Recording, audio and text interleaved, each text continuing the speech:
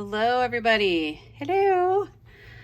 I posted up some of the paper bag snowflakes I made today, and several of you asked for how to make it, so I am showing you a quick video. You will need scissors. For each snowflake you're going to make, you're going to need about 8 paper bags. Now these are just the plain old lunch bags, as you can see. You can also get these bags in white, which is pretty cool too. It makes the snowflakes look more snowflakey. And you're gonna need something to glue with. I'm using, for ease, a glue gun tonight, but you could use some of those, the little glue roller thingies that you can get for like scrapbooking, or you could use glue stick, whatever is the best for you. I've already glued many of these together. I'm going to show you kind of the quick version. You want your glue to go down the center and connect at the bottom. You do want this bottom row to be pretty parallel with one another, so try to make it look like they're nice and stacked. You don't need a whole bunch of glue for this, but just enough to keep it stuck down. There are so many different ways to do this. Some people really like to measure and cut symmetrically. That is not the way I do it. I'm an eyeballer. So I will eyeball the basic shape that I want and cut it out. And this, it's really hard to mess up on this. So, if you don't want to measure, you don't have to. The big trick to remember is this through the center spine here is going to keep everything together, as is this. So you don't want to cut into or past those at all, or you're going to start to make it be a little bit weak. So I'm going to round this. You can bring it to a point. I'm going to add some bits here and a little bit here, and then I'm going to pull it apart and you can see what it looks like. As I told you guys, I'm an eyeballer.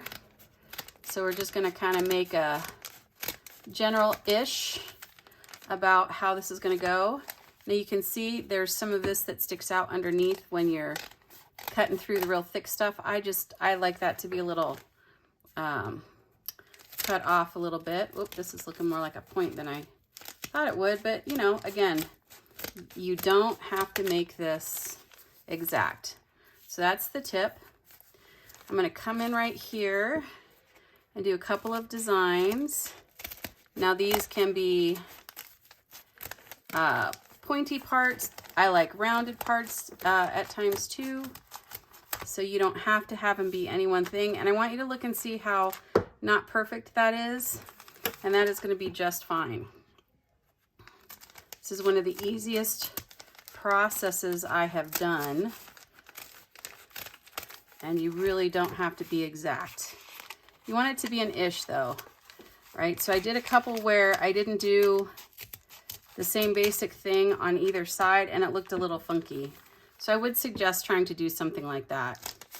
And then we're going to make this one a little more of a simple triangle. It is a little bit cumbersome to try to cut through all these layers. I did do a couple. Oh shoot, that should be a fun. I did do a couple where I cut into this and it was really hard with just regular scissors. So, you can try to do something like that, but I only did the one like that because it was quite hard. Okay, so now you've got the basic shape cut out. Doesn't look like much yet. We're going to put glue down along the center spine again, just like we started. So I'm putting a bit of glue right here. This next part is a little bit tricky, but I'm going to try to do it fast. We just open it up like this, and we're going to try to get the glue stuck to the other side here. And then the magic will happen.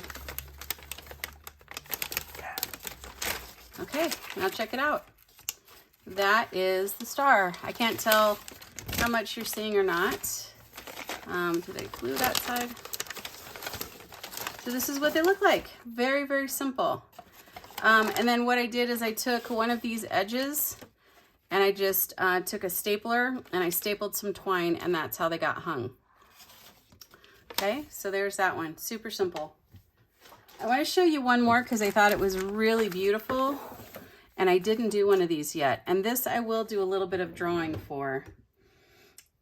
Let me try to pick a color you guys can see. So this one is a star that has a much different feel, and it has a really different feel because it has different levels. Now hopefully I'm doing this right, because I only saw it once and I thought I would do it, but I didn't try it. So you see the line I drew here. And we're going to cut this. This is also 8 bags. I pre-glued them just so we wouldn't have to wait for that. Cutting through this one. I'm going to adjust this just slightly as I cut it. Go a little bit slowly. I don't want to cut through anything that I want to save on there. And so this one, after I get it off of there, should have a variegated look. So check this star out. Let me unfold it a little bit here.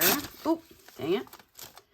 I don't think that will do anything. But so this one has a very different look to it. You see that one? I haven't glued that one yet, but so it looks like this on the other side. And that looks like this on the front side, where it's a little more variegated.